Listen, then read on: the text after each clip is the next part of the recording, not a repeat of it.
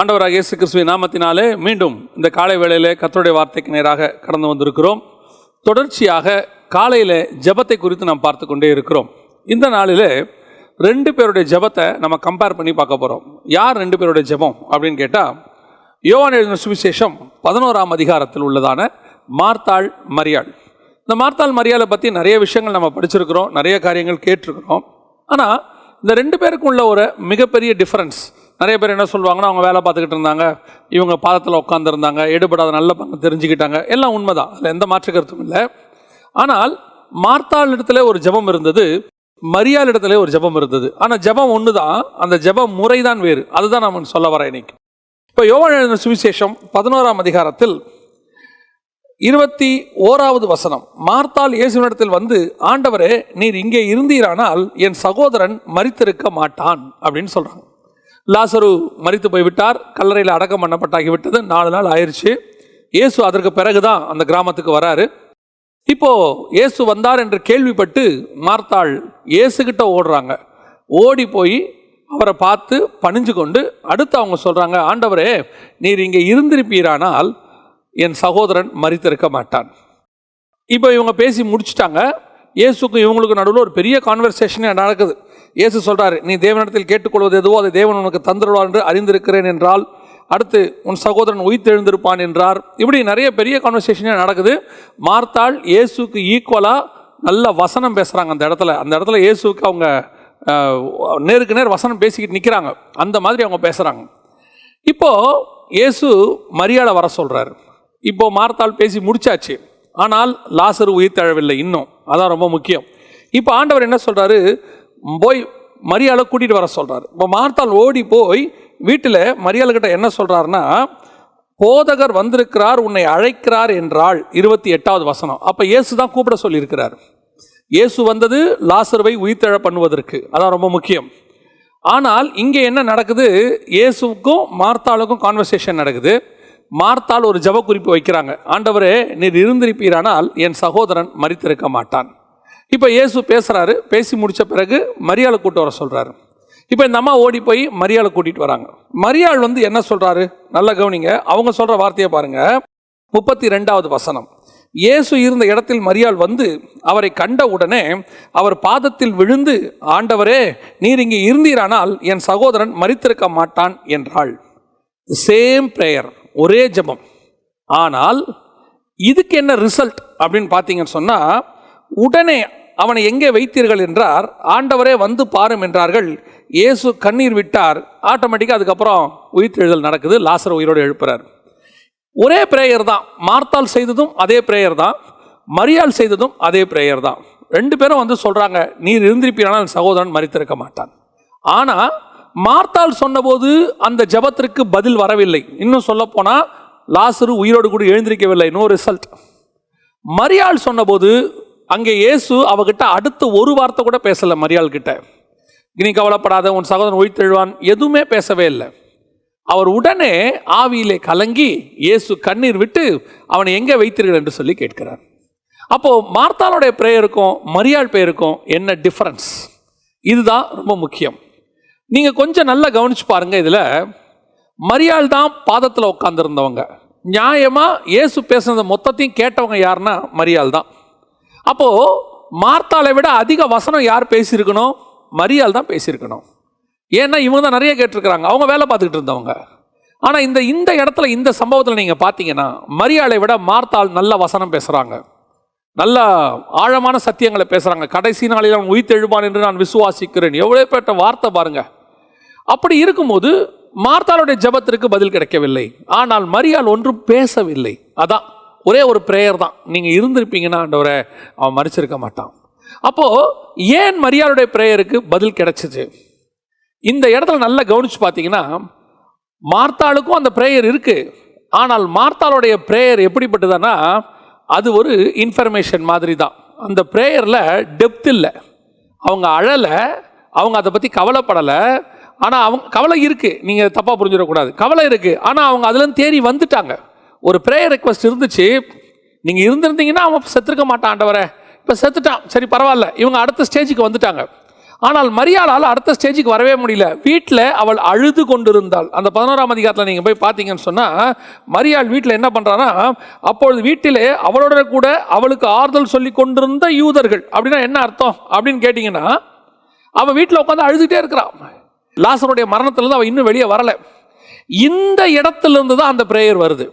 மார்த்தாளிடத்திலிருந்து அந்த பிரேயர் வந்ததுக்கும், மார்த்தாளுடைய இருதயத்துக்குள்ளிருந்து அந்த பிரேயர் வந்ததுக்கும், மரியாளுடைய இருதயத்துக்குள்ள இருந்து அந்த பிரேயர் வந்ததுக்கும் என்ன டிஃபரன்ஸ்னா, மார்த்தாளுடைய இருதயத்திலிருந்து அந்த பிரேயர் வரல, அது அவ வாயிலிருந்து வந்துச்சு. நீங்கள் இருந்திருப்பீங்கன்னா அவன் செத்துருக்க மாட்டான். ஆண்டவரே பரவாயில்ல, நவ் ஐம் ஓகே, நான் வந்து தேடிட்டேன், நான் உயிர்த்தெழுத நாள்லேருந்து அதை நான் பெற்றுக்கொள்கிறேன், பரவாயில்லங்கிற இடத்துக்கு அவங்க அடுத்த ஸ்டேஜுக்கு வந்துட்டாங்க. ஆறுதல் அடைந்து விட்டார்கள்னு சொல்லலாம். ஆனால் இன்னும் மரியாளால் ஆறுதல் அடைய முடியவில்லை. மரியாள் வந்து பேசுகிறாங்க, ஒரு வார்த்தை இயேசு பேசலை. அடுத்த வார்த்தை கேட்குறாரு, அவனை எங்கே வைத்தீர்கள்? இதுதான் ஒரு பிரேயருடைய மிக முக்கியமான விஷயம். பல நாட்களாக நீங்கள் ஜெபித்து கொண்டிருக்கிறீர்கள். ஆனால் அதே நேரத்தில் மற்றவர்கள் ஜெபிக்கிற ஜெபத்திற்கு பதில் கிடைக்கிறது நீங்கள் கேட்கிறீர்கள். நிறைய சாட்சி, நிறைய ஊழியக்காரங்க கூட சொல்கிறாங்க. ஆனால் நீங்கள் அதே காரியத்துக்கு தான் ஜெபம் பண்ணுறீங்க. அது என்ன வேணாலும் இருக்கட்டுமே, உலக பிரகாரமான ஆசீர்வாதமாக கூட இருக்கட்டுமே, என் பிள்ளை பேராக கூட இருக்கட்டுமே, அல்லது ஏதோ ஒரு வழக்குக்காக வாதுக்காக, எதுக்கு நீங்கள் ஜெபம் பண்ணுறீங்க? உலக பிரகாரமாக இல்லை, ஆவிக்குரிய விதத்தில் கூட வச்சுக்கோங்களேன். கீழானவைகள் இல்லை, மேலானவைகளுக்கு நீங்கள் ஜெபம் பண்ணுறீங்கன்னு வச்சுக்கோங்க. அப்படி இருக்கும்போது அவர்களுக்கு அந்த ஜெபம் அவங்க வந்து சொல்லுவாங்க, நம்மகிட்ட சாட்சி சொல்லுவாங்க, நாங்கள் இந்த காரியத்துக்காக ஜெபம் பண்ணோம், ஆண்டவர் எங்களுக்கு பதில் தந்தார். ஆனால் அதே காரியத்துக்கு ஜெபிக்கிற நமக்கு அந்த பதில் வரவில்லை. பல நேரங்களில் நமக்கு இது சந்தேகமாக இருக்குது. ஒரு இடத்துல நம்ம ஃபெட்டப் ஆயிடுறோம். நம்ம ஜெபம் பண்ணலாம் ஒன்றும் பதில் கிடைக்காதுங்க, நம்மளும் ஜெபம் பண்ணி பார்த்துட்டோம், இதுக்கு மேலே பதில் கிடைக்காது. ஆனால் அதே பிரேயரை இன்னொருத்தர் செய்யும் போது அவர்களுக்கு கிடைத்திருக்கிறதே. இன்றைக்கும் சாட்சி சொல்கிறாங்களே, என்ன அப்படின்னா, உங்கள் பிரேயர் எதிலிருந்து வருகிறது, அதோடு கூட நீங்கள் எந்த அளவுக்கு ஒன்றி போய் இருக்கிறீர்கள்.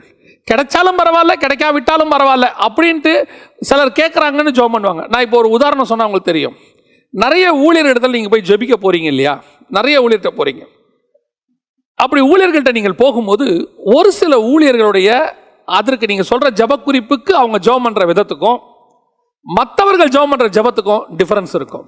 சிலர் நீங்கள் சொல்லுகிறதை அப்படியே எடுத்துக்கொண்டு தங்கள் இருதயத்தின் ஆழத்திலிருந்து அந்த பிரச்சனையை தன் பிரச்சனையாக எடுத்துக்கிட்டு அவங்க ஜெபம் பண்ணுவாங்க. நான் போன வாரம் கூட ஒரு விஷயத்துக்காக ஒருத்தர் என்னை சந்தித்தார்கள். அப்பொழுது அந்த தாயார் சொன்னதான ஒரு சாட்சி, அவர்களுக்கு 2 பிள்ளை இறந்து போய்விட்டது. இப்பொழுது அவர்களுக்கு பிள்ளையே கிடையாது.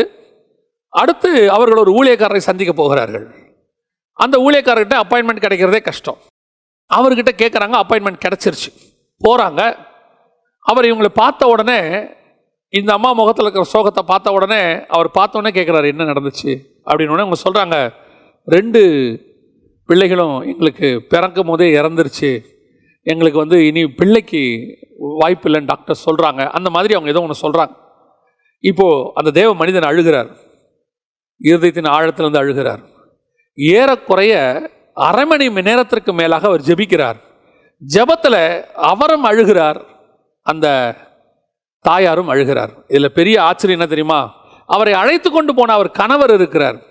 அவர் கணவர் அழவில்லை. இது கடந்த சில நாட்களுக்கு முன்பாக எனக்கு சொல்லப்பட்ட சாட்சி. அந்த கணவர் அழவில்லை. அந்த கணவர் இந்த ஊழியக்காரரை பார்த்து ஆச்சரியப்படுகிறார். இவர் எப்படி நம்ம பிரச்சனைக்கு இவ்வளோ அழுகிறாரு? இவர் பிள்ளை இறந்ததை அடுத்த மார்த்தாளை போல சகஜமாக எடுத்துக்கொண்டார். ஆனால் அந்த தாயாரால் எடுக்க முடியவில்லை. அந்த தாயார் அழுகிறாள், எனக்கு ஒரு பிள்ளை வேண்டும், இருக்கிற 2 பிள்ளையுமே இறந்துருச்சு, எனக்கு பிள்ளை வேணும் என்று. ஆனால் அந்த தேவ மனிதன் அந்த பிரச்சனையை தன் பிரச்சனையாக எடுத்துக்கொண்டு அழத் தொடங்குகிறார். அரை மணி நேரத்திற்கு மேலாக அவர் அழுகிறார், கண்ணீர் விட்டு.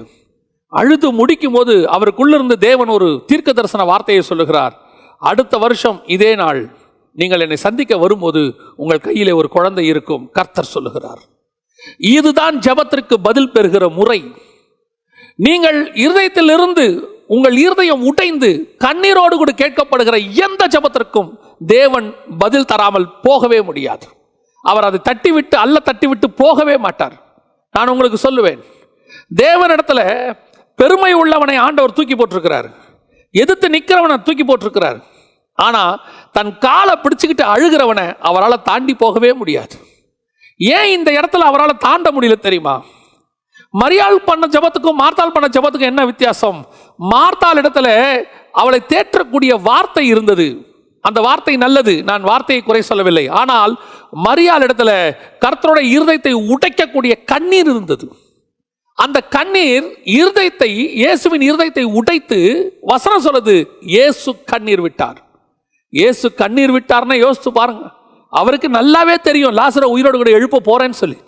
அப்படி தெரிஞ்சவரே ஆவியில கலங்குறார், கண்ணீர் விடுறார். அடுத்த வார்த்தை, எங்க வச்சிருக்கிறீங்க அவனை? இவகிட்ட கான்வர்சேஷனே கிடையாதுங்க. இதுதான் தேவனுடைய இருதயம். கர்த்தருடைய இருதயத்திலிருந்து நீங்கள் பதிலை வாங்குவது. உங்கள் ஜெபத்திற்கு நீங்கள் உண்மையான ஆழத்திலிருந்து, இருதயத்தின் ஆழத்திலிருந்து உண்மையான தேவையோடு கூட நீங்கள் ஜெபிப்பீர்களானால், இந்த காலை வேளையில கர்த்தர் கொடுக்கிறதான வார்த்தை அதற்கு பதில் வராமல் போகவே போகாது. உன் கண்ணீரை தாண்டி கர்த்தரால் போக முடியாது. நம்ம எல்லாருக்கும் தெரிஞ்ச ஒரு உதாரணம் தான், யாக்கோபு ரா முழுவதும் போராடினார். நான் பல நேரங்களில் சொல்லியிருக்கிறேன், ரா முழுவதும் போராடினார். ஆனால் ஆதியாகமத்தில் அது போராடுறது போல தான் இருக்கு. அந்த இடத்துல ஆண்டவரே சொல்றாரு, தேவனோடும் மனுஷனோடும் போராடி மேற்கொண்டாயே ஆண்டவர் சொல்றாரு. ஆனா ஓசியா புஸ்தகம் 12ஆம் அதிகாரத்தை வாசிச்சு பாருங்க, வசனம் 4 சொல்லுது, அவன் ரா முழுவதும் அழுது கெஞ்சினான். அப்போ அவன் எப்படி போராடி மேற்கொண்டான்? மனுஷனோடு கூட அவன் போராடினது வீரத்தினால, மனுஷனோடு கூட போராடுவது வார்த்தையினால. மனுஷனோடு கூட நீங்கள் எப்படி வேணாலும் போராடலாம், ஆனால் தேவனோடு கூட போராடுவதற்கு ஒரே வழிதான் இருக்கிறது, உங்கள் கண்ணீர். உங்கள் கண்ணீர் அவருடைய போராட்டத்தில் உங்களுக்கு தான் வெற்றியை தரும். எத்தனையோ பேர் தங்களுடைய உண்மையான கண்ணீரை வைத்து கர்த்தரிடத்தில் சாதித்திருக்கிறார்கள். நீங்கள் அழுத கண்ணீர் ஒரு நாளும் வீணாய் போகவே போகாது. இந்த காலை வேளையில கர்த்தர் உங்களுக்கு ஒரு மிகப்பெரிய வாக்குத்தத்த வார்த்தையை கொடுக்கிறார். நெடு நாளாய் சில காரியங்களுக்கு நீங்க ஜெபம் பண்ணிக்கிட்டு இருக்கிறீங்க இல்லையா? ஏன் என் ஜெபத்துக்கு பதில் வரல? உன்னுடைய ஜெபம் இன்னும் ஆழமாக்கப்பட வேண்டும். அது உண்மையிலே உன் இருதயத்துக்குள் ஊடுருவ வேண்டும். இருதயத்தின் ஆழத்திலிருந்து வரணும். வந்தாலும் சரி, வராவிட்டாலும் பரவாயில்ல, நான் எல்லாத்துக்கும் அட்ஜஸ்ட் பண்ணிப்பேன், கர்த்தர் பார்ப்பார், ஓகே ரைட். இல்லாட்டி இருப்பா இருந்தா, ஆனா இது இல்லாட்டி என்னால் இருக்க முடியாதுன்னு சில விஷயம் இருக்கு, சில காரியங்கள். அதுக்கு நீங்க வீடு இல்லாட்டி நான் இருக்கவே மாட்டேன்னு அழுது ஜெபம் பண்ணாதீங்க, வராது. உங்களுக்கு தேவைன்னா அதை கொடுப்பார் ஆண்டவர். இப்போ இவளுக்கு தன் சகோதரன், ஒரே சகோதரன், அவன் இறந்து போகிறான். மார்த்தாளால் எழுப்ப முடியாத சகோதரனை மரியாளால் எழுப்ப முடிகிறது. நீங்க எப்படி ஜெபம் பண்றீங்கன்றதுல ரொம்ப கவனமாயிருங்க. உங்க இருதயம் உண்மையிலே உடையும் ஆனால் கர்த்தர் உங்களை தாண்டி போகவே முடியாது. உங்க கண்ணீரை அவர் துருத்தியில மட்டும் வைக்கல, அந்த இடத்துல இருந்து பார்த்துக்கிட்டே நிற்கிறார். இந்த அழுகிறாங்களே, இவங்களை தாண்டி நான் எப்படி போவேன்? அதான் கர்த்தருடையதான மிக முக்கியமான ஒரு காரியம். இந்த காலை வேளையில கர்த்தர் உங்களுக்கு ஒரு வாக்குத்தத்தம் கொடுக்கிறார். நான் உங்களுக்காக ஜெபம் பண்ண போறேன். அதே நேரத்தில் நீங்க ஒன்று மட்டும் மனசில் நல்லா வச்சுக்கணும், நீங்க மார்த்தாளுடைய பிரேயரா மரியாளுடைய பிரேயரா? மார்த்தாளுடைய பிரேயர் ஆறுதலை கொண்டு வரும், இல்லைன்னு நான் சொல்லலை. வசனம் உங்களை ஆற்றி தேற்றும், ஆறுதல் படுத்தும், அதில் எந்த மாற்று கருத்தும் இல்லை. ஆனால் உங்களுடைய கண்ணீர் இருக்க, அது கர்த்தரையே மாற்றும், கர்த்தருடைய டிசிஷனை மாற்றும். பல நேரங்களில் அநேகருடைய அழுகை கர்த்தர் செய்ய வந்ததை நினைச்சு வேற ஒன்று செஞ்சதெல்லாம் இருக்கு. பைபிள் அதுக்கு நிறைய ப்ரூஃப்ஸ் இருக்கு. அதுக்கு பின்னாடி நம்ம இன்னொரு சில காரியங்களை அதை நம்ம பார்க்க போறோம். இந்த நேரத்தில் நான் உங்களுக்கு அதை தான் சொல்ல விரும்புகிறேன். நல்லா தேவ சமூகத்தில் நீங்கள் எதுக்கு ஜெபிக்கிறீங்களோ அதை உண்மையாக ஜெபம் பண்ணுங்க. அதுக்கு உண்மையாக ஜெபம் பண்ணுங்க. ஊழியக்காரர்களுக்கும் நான் சொல்லுகிறேன், அநேகர் ஃபோன் பண்ணுறாங்க ஊழியக்காரங்களுக்கு. அந்த ஊழியக்காரங்க இருக்கிற நான் சுச்சுவேஷன்ஸில் அதை ஜெபம் பண்ண முடியுமா முடியாதான்னு தெரியாது. பல நேரங்களில் எனக்கு அப்படி ஒரு இக்கட்டான சூழ்நிலை வரும். நாம் வேற ஒரு மிக முக்கியமான வேலையில் இருந்துகிட்ருப்போம். அந்த நேரத்தில் ஒரு ஃபோன் கால், அந்த ஃபோன் காலில் அவங்க அழுவாங்க, உண்மையிலே இருதயம் உடைஞ்சு அழுவாங்க. நம்மளால் அந்த அழுகையை தாண்டி போகவே முடியாது. இப்போ இங்கே ஒரு முக்கியமான வேலையில் இருப்போம், ஃபோனை எடுத்துருவோம், வேறு வழி இல்லை, இப்போ இந்த வேலையை நிறுத்தவும் முடியாது. நான் அந்த மாதிரி நேரத்தில் அவங்ககிட்ட சொல்லுவேன், நான் இதுக்கு அப்புறம் ஜெபம் பண்ணுறேன், இங்கே ஆஃபீஸில் சொல்லி ஜெபம் பண்ண சொல்கிறேன். ஒரு டீம் இருக்குது, அவங்க அதுக்காக ஜெபம் பண்ணுவாங்க. ஆஃபீஸில் இதுக்காக உண்மையாக அழுது ஜெபம் பண்ணுற ஒரு டீம் இருக்குது. அந்த பிரச்சனைகளை எழுதி ஜெபம் பண்ணுவாங்க. எதுக்கு இதை நான் சொல்ல வரேன்னா, என்னால் முடியல, நான் வேறு வேலையில் போயிட்டுருக்கிறேன்னா அந்த ஜெபத்தை நான் ஏதோ கடமைக்கு செய்து விட்டு போக வேண்டும் என்று நான் விரும்பவில்லை. ஏன்னா எனக்கு தெரியும், ஒரு உண்மையான அந்த ஜெப குறிப்பை பார்க்கும் போதே நமக்கு தெரியும், சிலருடைய ஜப குறிப்பு அந்த அந்த ஜப குறிப்புக்கு ஜெபமிக்க வேணான்னு தோணும். சிலர்லாம் ஃபோன் பண்ணி சொல்லுவாங்க, இந்த ஜாதியில் இந்த மாதிரி எனக்கு ஒரு மருமக வேணும், நீங்கள் தான் எங்களுக்காக எப்படியாவது ஊக்கமாக ஜெபம் பண்ணணும். நான் பண்ணவே மாட்டேன்பேன். இதெல்லாம் ஜப குறிப்புக்குள்ளேயே வராது. பர்டிகுலர் கேஸ்டில் பர்டிகுலர் படித்த இந்த உயரத்தில் எங்களுக்கு ஒரு மருமக வேணும்பாங்க. இதுக்கெல்லாம் இந்த ஜபத்துக்கெல்லாம் அது அவங்களாச்சு ஆண்டவராச்சு, அது அவங்களுக்கு ஆண்டவர் என்ன பதில் கொடுக்குறாரோ கொடுக்கட்டும். அதே நேரத்தில் ஒரு சிலர் தன்னுடைய குடும்பத்தில் நடக்கிற பிரச்சனைகள், தன் கணவன் மனைவிக்குள்ள நடக்கிறதான குழந்தையின்மை, இந்த மாதிரி நிறைய பிரச்சனைகள் இருக்குது. இதையெல்லாம் தாண்டி அவங்க கிராஸ் பண்ணி அதை சகிக்க முடியாமல், வாழ்க்கையை நடத்த முடியாமல், என்ன செய்யறதுன்னு தெரியாமல் ஃபோன் பண்ணுவாங்க. அந்த நேரத்தில் அவங்களுக்கு உண்மையாக அழுது ஜெபம் பண்ணக்கூடியதான ஒரு ஊழியன் தேவை. அந்த மாதிரி நிறைய ஊழியர்கள் இருந்தார்கள். இப்போ அது குறைஞ்சிருச்சு. அப்படி நம்ம ஊழியர்கள் அவருடைய பிரச்சனையை நம்முடைய பிரச்சனையாக எடுத்துக்கிட்டு உண்மையாக ஜெபம் பண்ணோம்னா அங்கே நிச்சயமாக ரிசல்ட் கிடைக்கும். அந்த ரிசல்ட் கர்த்தர் கொடுக்குற ரிசல்ட்டாக இருக்கும். பல நேரத்தில் ஊழியர்களுக்கு கூட தோணுது, நாம் அவங்க ஜெபம் பண்ணுறோம், ஒன்றும் நடக்கலையே. நடக்கும். அவங்க கண்ணீருக்கு கர்த்தர் கண்டிப்பாக பதில் கொடுப்பார். கூட நம்ம கண்ணீரும் இருந்துச்சுன்னா, மரியாளுடைய கண்ணீரோடு கூட இயேசுவின் கண்ணீரும் சேரும்போது லாசரு உயிரோடு கூட எழுந்திருப்பான். அதே மாதிரி ஒரு தேவையோடு ஒருத்தர் கண்ணீரோடு வரும்போது அதோட நம்ம கண்ணீரும் இருக்குமானால் கண்டிப்பாய் கர்த்தர் அங்கே பதில் கொடுப்பார். உங்களால் முடியலையா, அதுக்கு ஒரு டீம் ஏற்பாடு பண்ணுங்க. அதுக்கு உண்மையாக ஜெபிக்கிறவங்கள, அந்த ஜெப பாரத்தோடு இருப்பாங்க. ஒரு சிலருக்குலாம் அவங்களுடைய மினிஸ்ட்ரியே ப்ரேயர் மினிஸ்ட்ரி தான். எல்லாருடைய பாரத்தையும் தன் பாரமாக எடுத்துகிட்டு ஜெபம் பண்ணுவாங்க. அப்படிப்பட்ட ஆட்கள் ஒவ்வொரு சபைக்கும் தேவை, ஒவ்வொரு ஊழியனுக்கும் தேவை. அப்படி பின்புலமான அவங்க தான் அந்த பேக் போன் மாதிரி இருப்பாங்க. அவங்கக்கிட்ட இந்த ஜெப குறிப்பை கொடுத்து நீங்கள் ஜெபம் பண்ண சொல்லுங்கள். உண்மையாய் அந்த ஜெபத்திற்கு பதில் வரும். இன்னைக்கு நாம் அப்படிப்பட்டதான ஒரு ஜெபத்தை செய்ய போகிறோம். ஆண்டவரை நோக்கி பார்க்க போகிறோம். ஆண்டவர் நமக்கு நிச்சயம் பதில் கொடுப்பார். நீங்கள் அழுது ஜெபிக்கிற ஜெபத்திற்கு நிச்சயம் ஆண்டவர் பதில் கொடுப்பார். உங்கள் பிரேயர் ஒரு நாளும் வீணாய் போகாது. நம்ம ஜெபம் பண்ண போகிறோம். சர்வ வல்லமை உள்ள எங்கள் தகப்பனே, இந்த காலை வேளைக்காக உமக்கு ஸ்தோத்திரம். ஆண்டவரே, எங்களுடைய ஜெபம் உம்முடைய பாதத்தை எட்டக்கூடிய அளவுக்கு, உம்முடைய இருதயத்தை அசைக்கக்கூடிய அளவிற்கு, நீர் எங்களை தாண்டி போகக்கூடாத அளவிற்கு எங்கள் ஜெபம் இருக்கட்டும். இருதயம் உடைந்து இந்த காலை வேளையில ஜெபித்துக் கொண்டிருக்கிற ஒவ்வொரு சகோதரனுக்காக, சகோதரிக்காக நாங்கள் ஜெபிக்கிறோம். ஆண்டவரே, வேலை இல்லை என்று சொல்லியோ, ஆண்டவரே குடும்பத்தின் பிரச்சனையினாலும், ஆண்டவரே எதிர்கால பயத்தினாலும், ஆண்டவரே தன் சரீர பிரச்சனையினாலும், குழந்தை இல்லாததினாலும், அல்லது உறவுகளில் பிரச்சனையினாலும், ஒவ்வொரு நாளும் பாடுகளை, உபத்திரவத்தை, கஷ்டத்தை, நரகத்தை போல தாண்டி கொண்டிருக்கிற ஒவ்வொரு சகோதரனுக்காக, சகோதரிக்காக நாங்கள் ஜெபிக்கிறோம். தேவனாகிய கர்த்தர் மனம் இறங்குவீராக. ஆண்டவரே, இந்த காலை வேளையிலே அவர்களுக்கு ஒரு பெரிய மாற்றத்தை கட்டளையிடுவீராக. இந்த நாள் அவர்களுக்கு ஒரு விடுதலையின் நாளாய் இருக்கட்டும். ஆண்டவரே, ஆண்டவரே, நெடுநாள் சிந்தி கொண்டிருக்கிற கண்ணீருக்கு பதில் தருகிற நாளாய் இந்த நாள் மாறட்டும். தேவனாகிய கர்த்தர் இந்த ஜெபத்தில் இணைந்து பங்கு பெற்று ஜெபிக்கிற ஒவ்வொருத்தரையும் இந்த நாளில் நீர் ஆசீர்வதிக்க போற தயவுக்காக ஸ்தோத்திரம். உடைய மகிமையுள்ள கரத்தில் தாழ்த்துகிறோம். எங்கள் கண்ணீருக்கு பதில் தந்ததுக்காக நன்றி. நீர் மாத்திரம் மகிமைப்படுவீராக. எங்கள் ஆண்டவர் இயேசுவின் நாமத்தில் பிதாவே.